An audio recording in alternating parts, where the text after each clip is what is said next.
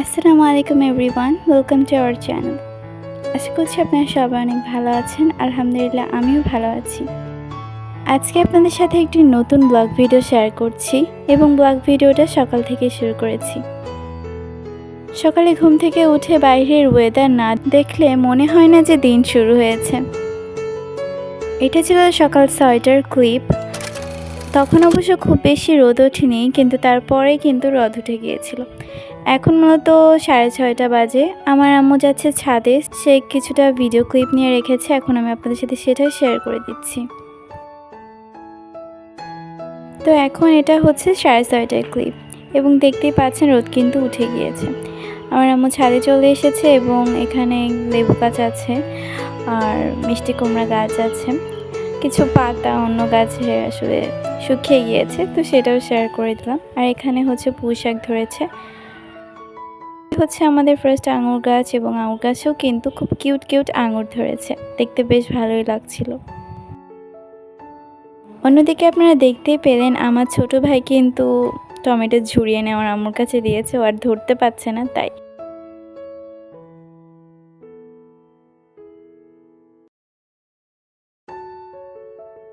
আর এখানেও আমার আব্বু পুঁই শাকের ডাঁটাগুলো কেটে নিচ্ছে।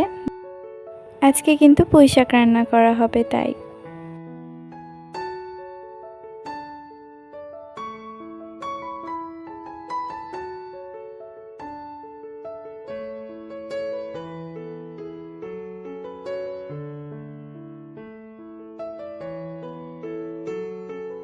এখন যদিও টমেটোর সিজনটা শেষ হয়ে গিয়েছে, কিন্তু তাও আমাদের এই গাছে কাঁচা টমেটো এখনও ধরে রয়েছে। পুরোপুরি টমেটো সিজন শেষ হয়নি, বাট মোটামুটি কিছু আছে। এটা হচ্ছে দুপুরের ক্লিপ। সো আমার আম্মু রান্না করবে এখানে কবুতরের বাচ্চার মাংস। তো এখানে রান্না করার কোনো প্ল্যান ছিল না, কিন্তু হঠাৎ করে আমার আব্বু কবুতরের বাচ্চা দিয়ে গেল। সো সেগুলোকে কুটে বেছে এখন আমার আম্মু রান্না করছে। তো সেজন্য এখানে পরিমাণ তেলের মধ্যে কবুতরের মাংসগুলো দিয়ে দিয়েছে, সাথে লবণ হলুদ পরিমাণ মতো দিয়ে কিছুক্ষণ নেড়ে নিচ্ছেন যাতে করে মিশে যায়। তারপরে এর মধ্যে বাটা মশলা ইউজ করবেন। তো বাটা মশলা এখানে ইউজ করা হয়েছে পেঁয়াজ, রসুন, জিরা এবং এলাচ বাটা। তো এগুলোকে দেওয়ার পর ভালোভাবে মিক্স করে নিয়েছেন। তারপরে এর মধ্যে পরিমাণ মতো পানি ইউজ করেছেন মাংসটাকে কষানোর জন্য। তো একটু নেড়ে নিচ্ছেন।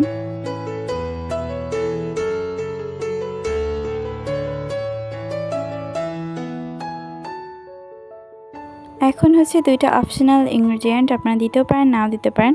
সেটা হচ্ছে এখানে দারচিনি দিয়ে দিয়েছেন আমার আম্মু একটা বড় সাইজের টুকরো টুকরো করে ভেঙে। তারপরে 3-4টা লবঙ্গ দিয়ে দিয়েছেন। তো আর তেজপাতা দিয়েছেন হচ্ছে একটা। তো দুইটা ইনগ্রেডিয়েন্ট অপশনাল, লবঙ্গ আর দারচিনি, এটা না দিলেও হবে। সো এখন খুব ভালোভাবে মিশিয়ে এটাকে ঢাকনা দিয়ে ঢেকে কষিয়ে নিতে হবে। কিছুক্ষণ পর পর কিন্তু নেড়ে দিতে হবে যাতে করে নিচ থেকে না লেগে যায়।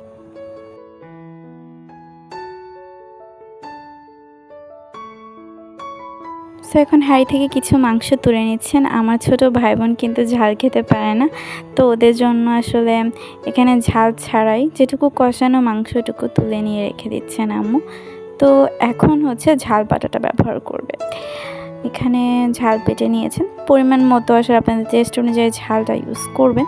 তারপর ভালোভাবে মিশিয়ে নিচ্ছেন।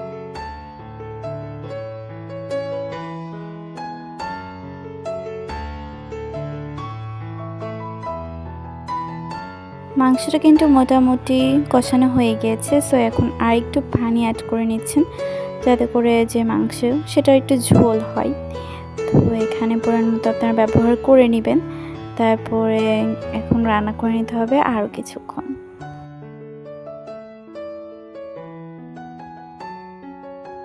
ঢাকনা দিয়ে ঢেকে কিছুক্ষণ পরপর নেড়ে আমরা এটাকে আবারও একটু রান্না করে নিব।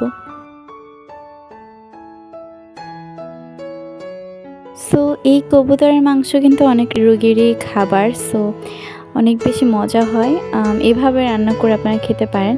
অনেকে আসলে এই রেসিপিটা জানে না, তো আমি দেখিয়ে দিলাম আপনাদেরকে আজকের ভিডিওতে। আশা করি আপনারা ট্রাই করবেন। এই তো আমাদের মাংস কিন্তু হয়ে গিয়েছে। দুপুরে খাওয়ার সময় কোনো শ্যুট করিনি, তো এই জন্য আসলে শেয়ার করতে পারিনি। এখন আমি বারান্দার সাইডে চলে এসেছি এবং ভাবলাম এই ফুলের কিছু ভিডিও করা যাক। এটা কিন্তু আমাদের চ্যানেলের ফার্স্ট ভিডিও, জানি না আপনারা কয়জন ভিডিওটি দেখবেন, বাট তাও যাদের কাছে ভিডিওটি অনেক বেশি ভালো লেগে যাবে একটা লাইক দিতে ভুলবেন না। এবং এরকম যদি আরও ভিডিও দেখতে চান অবশ্যই চ্যানেলটা সাবস্ক্রাইব করে পাশের বেল আইকনটা ক্লিক করে রাখবেন, যাতে করে আমি ভিডিও দিলে সাথে সাথে আপনাদের কাছে নোটিফিকেশন চলে যায়। দুপুর হোক কিংবা বিকাল, আমাদের আসলে শরবত এই গরমকালের একটি নিত্যপ্রিয় জিনিস। আমরা এটা খেলে আসলে অনেক বেশি রিফ্রেশিং বোধ করি। তো আজকে আমি আপনাদের সাথে বেলের শরবতটা কীভাবে বানাচ্ছি এটা একটু শেয়ার করি। গরমে মূলত এই ড্রিঙ্কসটা অনেক বেশি সতেজদায়ক। তো এখানে আমি 3টা বেল নিয়ে নিয়েছি। তো বেলগুলোকে আসলে ফাটিয়ে তারপরে এভাবে বের করে নিচ্ছি ভিতর থেকে। পাকাই ছিল, বেল পাকা না হলে কিংবা বেলের স্বাদ নর্মালি টেস্টি না হলে শরবতও কিন্তু এভাবে টেস্টি হয় না।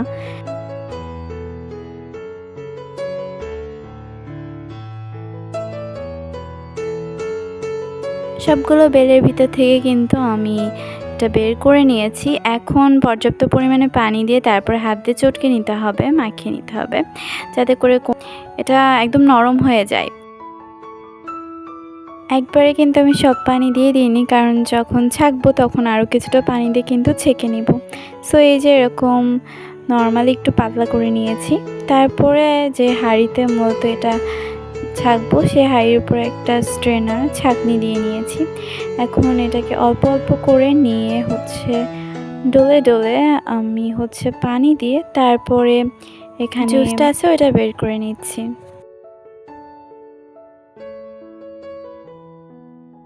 সবটা বের করার পরে দেখতে পাচ্ছেন কত সুন্দর একটা জুস হয়েছে, বাট এর মধ্যে কিন্তু আরও ইনগ্রেডিয়েন্ট দেওয়া বাকি এবং এটা কিন্তু কিছুটা ঘন লাগছে, এই জন্য আমি পানি ইউজ করেছি।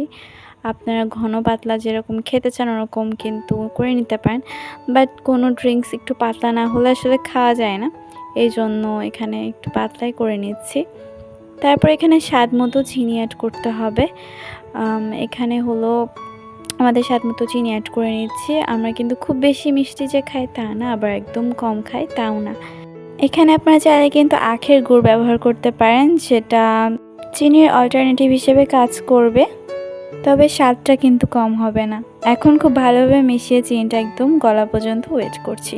এখানে আপনার ঠান্ডা পানি প্রথমেই দিয়ে মিশিয়ে যদি নেন তাহলে ঠান্ডা ড্রিঙ্কস হয়ে যাবে, সমস্যা না।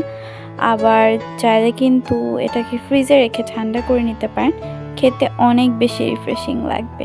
আশা করি ড্রিঙ্কসের রেসিপিটা ভালো লেগেছে। আমি বাইরে এসে আসলে ড্রিঙ্কসটা দেখাচ্ছিলাম যে এই গরমে এই এক গ্লাস শরবত আপনার কতটা রিফ্রেশিং লাগতে পারে। সো আজকের ভিডিওটা এই পর্যন্তই, খুব বেশি বড় করব না। পরবর্তী ভিডিওর আমন্ত্রণ জানাচ্ছি।